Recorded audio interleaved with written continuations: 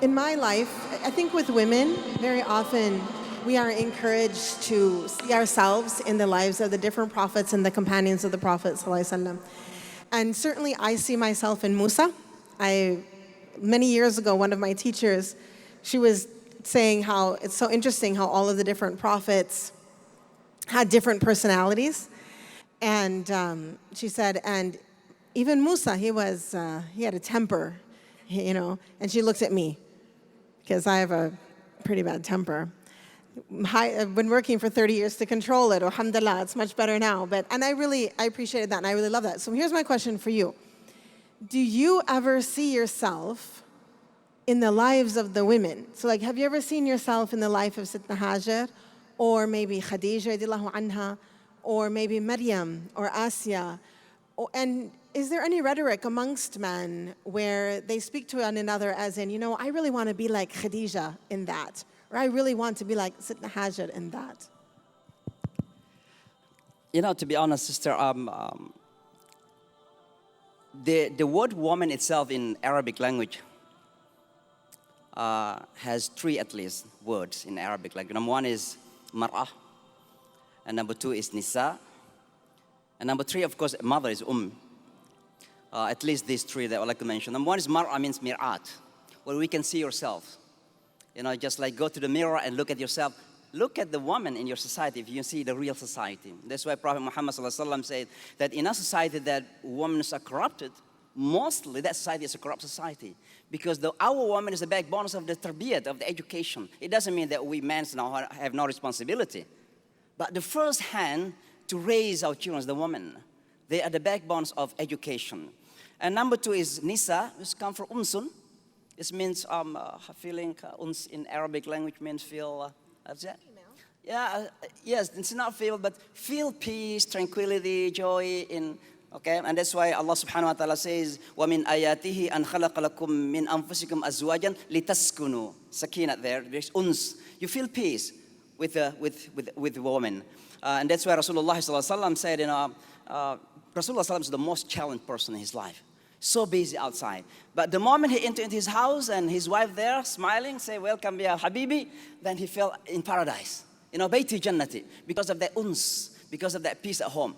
And more importantly is because mother, the word mother is is misreference. The word we return to, that for ummuhu hawiya, the hawiya is their place to return. So we feel that we must return to our mother. And so sometimes as a man, we look at all these great personalities in the history, and he said, I want to be like Khadija, who was a very successful in business, but also very committed wife. Then she sacrificed everything else for them. We want to be like her. And then look at Hajar alayhi salatu wasalam. When Ibrahim alayhi salatu wasalam wanted to leave her in Mecca, back to Jerusalem, she simply asked him, why do you leave us here with her newly born son? Ibrahim couldn't even say anything. His tongue was frozen. Finally, at the third time, he said, Allahu amaraka bihada. Did Allah command you to leave us here? And Ibrahim shook his head. And Hajar alayhi salatu wasalam said to him, if Allah commanded you to leave us here, go, because I do trust Allah more than you in protecting me. That is the trust that Hajar alayhi salatu wasalam had. So sometimes we feel this kind of jealousy because we have these so beautiful examples in our mothers. Aisha Allahu anha was the third narrators of hadith. Very knowledgeable. She is professor to many Sahaba of Rasulullah sallallahu alaihi wasallam. So, I think we just men need to learn more. And thank you so much for reminding us. Thank you so much. Let me end with this. My own personal story. I'm from Indonesia, and I used to be, relatively rebellious when I was small. So my mother was crying once, and he said to me, may you change. That's the only word that I remember. May you change. She didn't even say, may Allah change you. May you change. And that really, came to my mind because of that rebellious character, my father sent me to what I used to call a jail. But that jail is a madrasa in Indonesia. So I call it a jail because I used to fight a lot, and in the madrasa you have to obey your teacher. So I call it in the beginning a jail. So when I came to the madrasa, learning Quran, finishing my studying, went to Pakistan 7 years, I said, then I remember what my mother said, may you change. You know, the mothers, your words, dua. No matter what comes from your mouth, that is a dua. So be careful what you're saying for your children. So I'm very much really, you know, I cannot say a lot about our sisters. Simply I say thank you so much. I do like this. It's Sheikha Tamara. I'm so sorry. Rhymes with camera. I know, I'm trying. I'm so sorry. Helping everybody. I'm No, trying to put you're like fine. a Desi accent to it, and I'm really sorry. So when you were prepping for this talk, and you specifically spoke about one very major, the major event that Hajra alayhi salam is remembered for. So what are some other aspects of her life that you may feel are appropriate for historical references? Well, you know, when it comes to the stories of women, we always know fewer details. And so we don't know really that much about her life. We know that she was a slave to Ibrahim, who he took as a, and in those days this is something that is a different way than the way we look at things today, who he took as a wife in the way we understand a wife, and then she had his child, and then they went to Mecca. It's just we don't know a lot of details. And I find it, actually, for me, in thinking about all of the women in our history, or really any historical woman, generally the stories of women are really not known, and there are many different reasons for that, but yet Allah subhanahu wa ta'ala has made sure that parts of her story are known. It didn't disappear that she was left in this barren land. It didn't disappear her running this simple act, and it's really a simple act if you think about it. We don't know, I mean, think the Prophet ﷺ, we know so much about his life, as we should and as we're so grateful to. But to think that we know this detail of Hajr's life, that she went from this mountain to this mountain 7 times. I mean, think about that detail. Why do we know that? Why do we know that? We know that because the Prophet ﷺ made sure that this became a rite of Umrah and Hajj.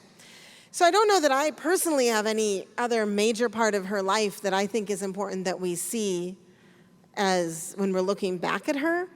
I think knowing anything about her life is a lesson in itself, and especially knowing such a fine detail that she ran from this mountain to this mountain, up and down 7 times. Even the number by itself. This is really incredible. If you think about women's history and knowing about it, whether Muslim or non-Muslim, across geographical and historical lines, we don't know women's stories. And so that Allah subhanahu wa ta'ala made sure, and the Prophet ﷺ made sure that we, until this day, until just last week, that we commemorated her and commemorated this detail of her life, is really significant and worthy of reflection. And also, it's just a blessing just to have that part of her life with us at all times. And Imam Shamsi Ali, when you were obviously it's very different when you were giving a talk about Hajar versus Musa alayhi salam. So what other aspects that you feel in his life? I understand that you brought up the aspect of how important the mother and the sister were, and the miracles that he was awarded, or that he was given. What other aspects of his life do you feel didn't maybe have time to mention? I think one of the most important aspect that I didn't have a chance to mention because of the time is his ability to communicate, or to be precise, to have dialogue with Fir'aun. The way he dialogued Fir'aun is so amazing.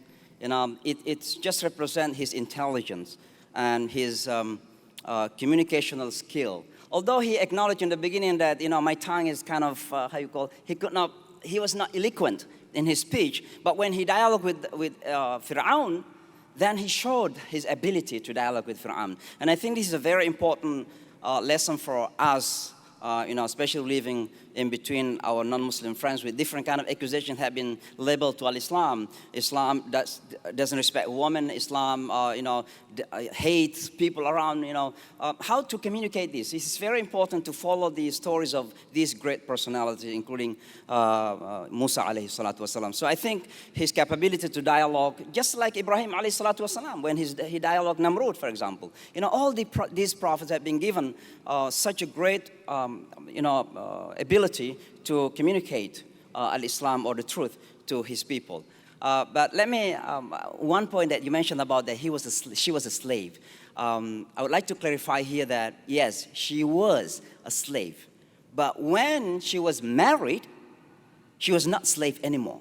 Because one of the reasons why some people did not want to accept Ismail as a prophet is, how come a prophet came from a slave mother? She was not a slave after the marriage. In any law, religious law, when you marry a slave, that slave became free. So Hajar alayhi salatu wasalam became free when she was married by Ibrahim alayhi salatu wasalam. Hence, Ismail was not a slave. Ismail was a free man. That's why he was appointed by Allah subhanahu wa ta'ala as one of his prophets. So we have a few minutes left, and I was really intrigued as I was researching a little bit about both of you, and I would really appreciate it if you could both talk a couple minutes about what you do and the contributions that I'm just amazed that you guys are making. Okay, what do I do? I heard somebody laughing. All right, I run an organization that is called Rabata. And our mission statement is actually promoting positive cultural change through creative educational opportunities. And in order to create cultural change, you need to be touching the world in all different places. So we have 7 projects. And one of them is, actually, since we're just coming back from Hajj, let me give you a mnemonic device. So as the Kaaba is our central place that we think about, Ribat is our central program. Ribat is our online academic program where women come to learn from women about Islamic sciences, Arabic, and Quran. As Maqam Ibrahim, this place of Ibrahim, this place where he went to and where community came from, his coming to Mecca. We have Daybreak Bookshop in Minnesota, and we're hoping to open up Daybreak Bookshops around the world. This is a third space for community engagement. As Zamzam nourishes us, we have Daybreak Press, and Daybreak Press is a publishing company, and it quenches the thirst of Muslims for great books and literature and academic books as well. As we go to Arafat to get closer to Allah subhanahu wa ta'ala, we have Circles of Light, and Circles of Light are our programming. That's our programming around worship and coming closer to Allah. Safa and Marwa. We have Rabata Care and Project Lena, which has to do with caring for Muslim women, converts and Muslim women. And we also have Leadership and Legacy. I forgot what that is, though. What is that in the Mecca mnemonic device? We also have Leadership and Legacy, which is our K-12 programming. So we're looking at all of these things in an attempt to really make positive cultural change within the Muslim Ummah, but also, it's the Jamrat. Leadership and Legacy is the Jamrat. So we're throwing stones at the Islamophobia of hate and how it's stealing our youth and breaking up our families and all those other things. So what I do every day to take care of that is I travel a lot and I meet a lot of people and I work very hard to make all of our programs successful and help as many people as we possibly can. Awesome. I was like, how am I going to introduce these people? They're just amazing. And Imam Shamsi Ali, please, if you don't mind. I came from Indonesia, and I came to this country towards the end of 1996. It's quite a long time ago, 22 years now, in December. As a Muslim was born in the majority Muslim society, almost I'd never met any non-Muslims in my life. So when I was invited to come to the United States, a lot of suspicions in the back of my head. What are they going to do? Living between particularly so-called Jewish people, because we have a lot of things you heard back home about the Jewish people. So I came to New York, and 9/11 happened. I happened to be the person invited by the city to represent the Muslim, including at the Yankee Stadium called Pray for America. And then I met many, many rabbis, many priests. And from that moment, I feel, as a Muslim, I think I am called, to introduce myself to them. Because I'm sure as I had a lot of questions in the back of my head, I'm sure they had a lot of questions on the back of their heads. So I began knocking the churches' doors, even synagogues. So I'm very much well known in New York as an interfaith advocate. You know, I'm building communication with all religious communities. But unfortunately, Islamophobes are not stopping. You know, there is a new articles out there calling me personally as an anti-Jew. Because I'm speaking in ISNA conference, an ISNA convention, by the way. So I am very much close to our Jewish friends. You know, our difference is about view about politics in the Middle East. But in terms of, to be honest, in terms of religions, there is no single two religions more similar than Islam and Judaism. And we need to communicate this to them. And so I did communicate with Jewish, and that's why I've written a book, for example, called Sons of Abraham with a Jewish rabbi. So I don't mean to promote my books, but you can buy that on Amazon. Sons of Abraham, Issues Unite and Divide Jews and Muslims around the world. But recently I founded my foundation called Nusantara Foundation. Nusantara is another name of Indonesia. I just wanted to tell the world that there is a country called Indonesia, happened to be the largest Muslim country in the world. Because I experienced a lot of these questions. Not only that, are you really an imam? You don't have long beard, you know. There is no Thob Arabi or Pakistani Shilwar and Gamiz. Are you really an imam? It's not that question. I went to one of the convention and I wanted to enter into the meetings of the imams, and the security stopped me. The question was, are you really a Muslim? You know, that's the type of question that we are facing. So I just wanted to introduce that Indonesia is the largest Muslim country in the world. So I founded my foundation called Nusantara Foundation, and the biggest initiative that we are taking at the moment is building, inshallah, the first ever Islamic boarding school in Connecticut.